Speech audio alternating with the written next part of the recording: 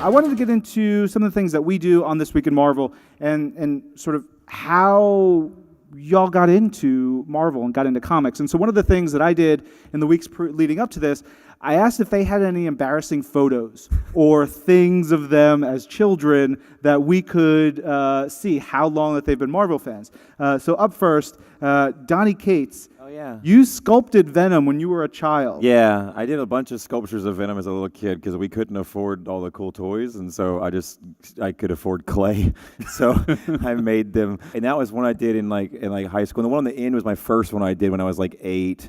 And then the other ones were like middle school, something like that. And I hand-painted that logo, which is not bad, right? My dad taught me how to read using comics. I saw Spider-Man comics, and I wanted them.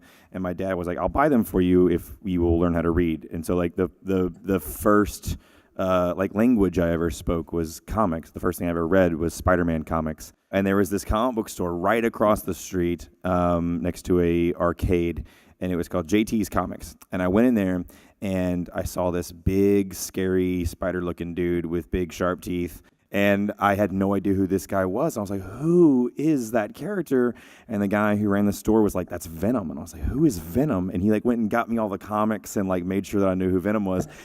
And to this day, I've never not bought an issue of Venom.